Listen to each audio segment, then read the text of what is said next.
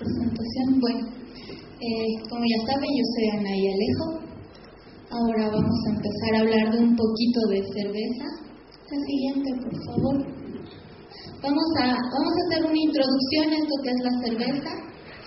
Y dijo muy bien Benjamin Franklin, la cerveza es la prueba de que Dios nos ama y desea nuestra felicidad. La siguiente, por favor.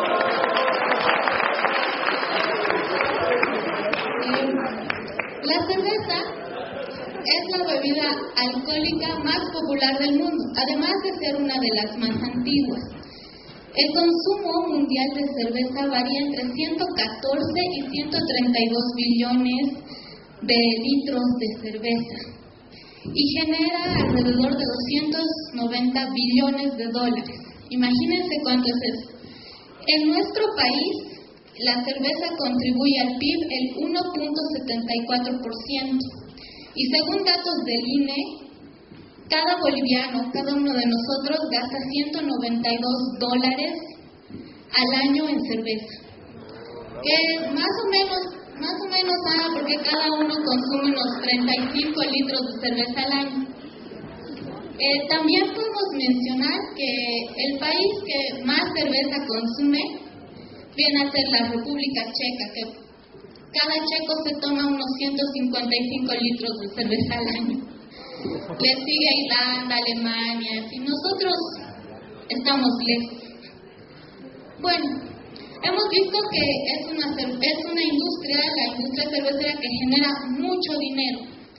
Ahora, quien se lleva gran parte de este dinero, y para ser más exactos, el 20% de todo esto, es la cervecera Avinbev, que es la dueña de Paceña. También hay otras que son igual de grandes. La segunda es SABMiller, que es la que ahora nos trae la cordillera, que se lleva un 10% de todo. Y así hay muchos pequeños productores. La siguiente, por favor. Ahora vamos a hablar un poco de historia. Como dijo Platón, hombre sabio aquel que inventó la cerveza. La siguiente. Bueno, vamos a empezar a hablar desde el 6000 a.C., que existen unos escritos sumerios que nos hablan de una diosa, la diosa Ninkasi, que es la diosa de la cerveza. Los sumerios empezaron a elaborar esta bebida fermentada, las primeras cervezas, y tenían una oración, el himno a Ninkasi. En esta oración le pedían a la diosa que les ayude a elaborar su producto fermentado. Y esta oración no solo era un pedido a la diosa, sino era una forma de recordar el procedimiento para elaborar su cerveza. Diciendo, Ninkasi, tú que elaboras el fermento, tú que pones el cereal. Entonces este himno tenía cada paso de la elaboración de su cerveza. Los chinos también elaboraban una cerveza que la llamaban Qiu. Ellos usaban otro tipo de ingredientes, utilizaban cebada, trigo. Los egipcios también tenían una versión de cerveza que elaboraban a partir de panes. Nosotros también aquí en América, a pesar de estar totalmente separados, hemos tenido nuestra versión de cerveza, lo que conocemos la chicha, nuestros fermentos. Y la cerveza ha ido naciendo así. La siguiente, por favor. Avanzando y llegando a la Europa medieval, tenemos que la cerveza era la bebida más popular entre todas las clases, especialmente entre las clases populares. A pesar de que había muchos médicos que decían que la cerveza no era buena para la salud, porque provocaba mal aliento, dolores de estómagos, y decían que la cerveza para lo único que servía era para orinar. Pocos sabían esos médicos. Hacia el año 822 después de Cristo, existen datos de que un padre carolingio empieza a describir el uso del lúpulo, porque ya se empieza a descubrir en esta temporada el lúpulo. Antes de esto, las cervezas no tenían lúpulo. Y el uso del lúpulo fue perfeccionado justo hacia el siglo XIII en Alemania, en monasterios alemanes. La siguiente, por favor. Ya hacia la Europa moderna, entre los siglos XIV y XV, la elaboración de cerveza ya pasó de ser algo casero porque se hacía en casas, y lo interesante de esto es como era casero y cada cual lo hacía en su casa, quienes se encargaban de elaborar la cerveza no eran los hombres como es ahora, eran las mujeres. En Inglaterra, hacia el siglo XV, la cerveza que hacían ellos se conocía como ale. Esta era una cerveza que no tenía lúpulo, entonces nace una diferencia. La ale no era propiamente cerveza, era ale. Y la cerveza lupulada sí era cerveza. En 1040, en Weihenstephan, un monasterio alemán, se obtiene el permiso de la ciudad de Freising para poder elaborar y distribuir cerveza. Ahora, ¿qué es lo interesante de esto? Este monasterio se convierte en la primera cervecera del mundo y es la más antigua porque todavía existe. En Weihenstephan todavía es una facultad para cerveceros, donde actualmente todos los cerveceros europeos van a aprender ahí las técnicas antiguas para hacer cerveza.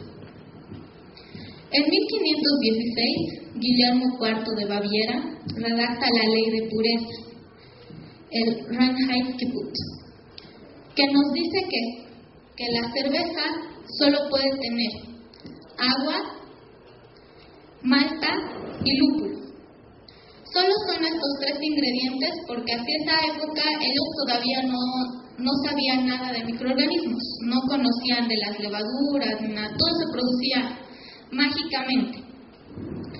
Es interesante también que justo es en Weihenstephan que Guillermo IV proclama la ley de pureza. Además, esta ley de pureza lo que buscaba era, aunque muchos dicen que lo que buscaba era que Guillermo tenga el monopolio de la malta porque él era el que distribuía malta, era para promover que el trigo solo se use para hacer pan, porque hasta ese entonces el trigo estaba participando como un competidor de la cebada, entonces, y usaban en vez de usar el trigo para el pan, lo usaban para cerveza. Entonces él también quiso evitar esto. La siguiente, por favor. Ya para la revolución industrial, la industrialización de la cerveza se hace realidad porque tenemos la máquina de vapor. Y antes de esta revolución industrial, el secado de la malta se hacía como en hogueras, con fuego, quemando leña o quemando carbón. Esto le daba a la malta un olor, un sabor ahumado, y a la mayoría de las cervezas lo mismo, tenían ese sabor ahumado que en general para la gente no era agradable. Ya para la revolución industrial descubren que pueden secar la malta de forma distinta haciéndole pasar aire caliente, entonces esto ya le quitaba su olor y ese sabor. Además que teniendo mayor control sobre el secado de la malta, se obtienen distintos tipos de malta, como ahora tenemos. Ahora podemos tener miles de variedades de maltas, que nos van a dar distintos colores, distintos olores, le van a dar distinta propiedad a la cerveza, cosa que antes de la revolución industrial no se podía hacer. Además, se introduce el termómetro y el densímetro. El termómetro se introduce hacia el año 1760. ¿En qué ayudaba a los cerveceros el uso del termómetro? Les brindaba mayor control sobre su producción, sobre su proceso. Ya no tenían que adivinar ya tenían la temperatura exacta. Entonces, lo que podían hacer era que cada una de sus producciones sea igual a la anterior. Con el densímetro lo mismo. Ya pueden empezar a desarrollar sus recetas porque ya pueden medir la cantidad de azúcar que tiene. Entonces, cada receta va a seguir un cierto protocolo, cada receta va a estar hecha de cierta forma. Hacia 1857, Luis Pasteur descubre el papel de las levaduras en la fermentación. ¿En qué ha beneficiado esto? Como les dije, antes pensaban que era magia, generación espontánea le llamaban, que uno dejaba el mosto y por alguna razón que incluso en algún momento creyeron divina, era que se convertía esto en cerveza. Pero Luis Pasteur nos demuestra que no es así, que existen unos bichitos pequeñitos que lo que hacen es comerse todo el azúcar y desechan el alcohol y desechan el gas que tiene la cerveza, el CO2, el dióxido de carbono. La siguiente, por favor. Bueno, ahora, la cerveza moderna. Muchos países europeos en la actualidad conservan sus prácticas, sus antiguas prácticas de elaboración de cerveza.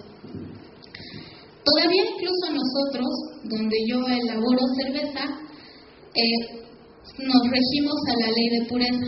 Claro que es una ley de pureza un poco modificada, porque la ley de pureza poco modificada nos dice que sí podemos usar agua, malta, lúpulo y levadura.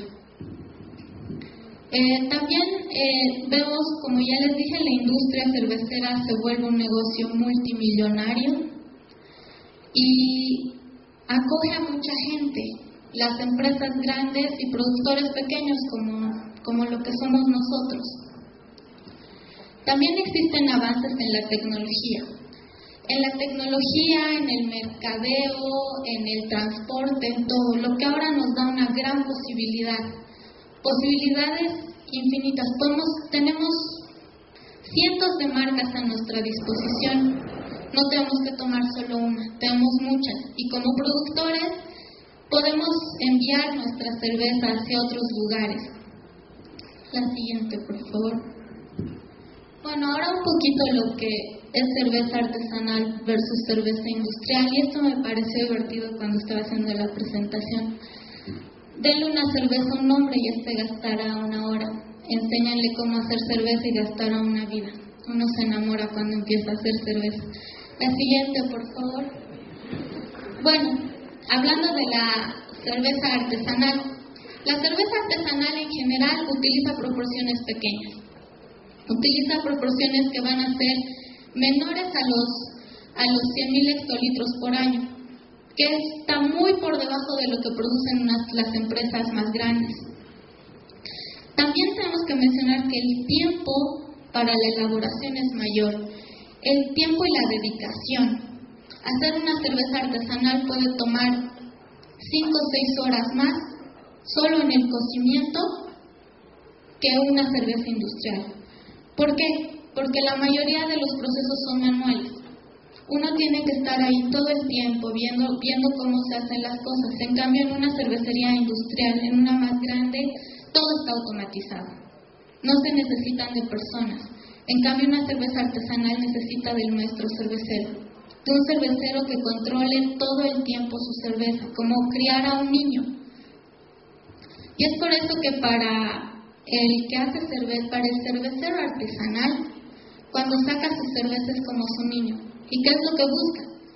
Que la aprecien, porque uno lo hace porque la aprecia. A uno le gusta, entonces busca que a los demás también les guste. Como ya les dije, muchas partes del proceso son manuales. Hay que hacerlo todo manual. No siempre se puede contar con todos los equipos para realizar control en todas las partes del proceso, entonces uno tiene que confiar mucho en el gusto, en el olfato, en la vista. La siguiente, por favor. En cambio, como les decía, una cerveza industrial, una fábrica de cerveza va a hacer miles y miles de litros. En cambio, nosotros producimos por lote 500 litros de cerveza.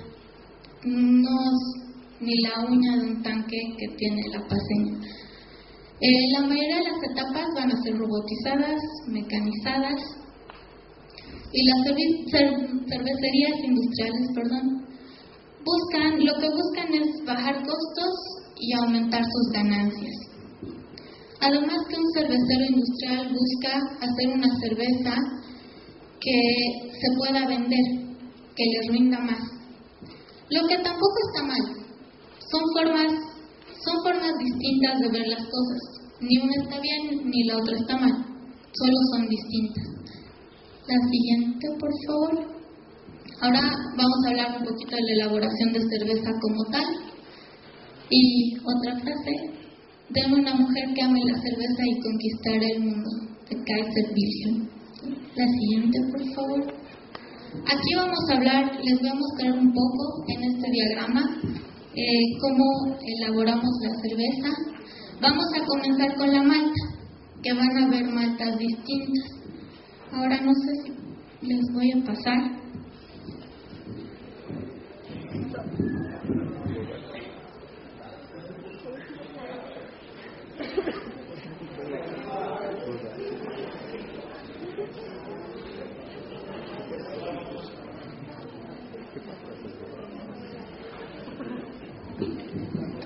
Ahora vamos a empezar, disculpen, con la malta.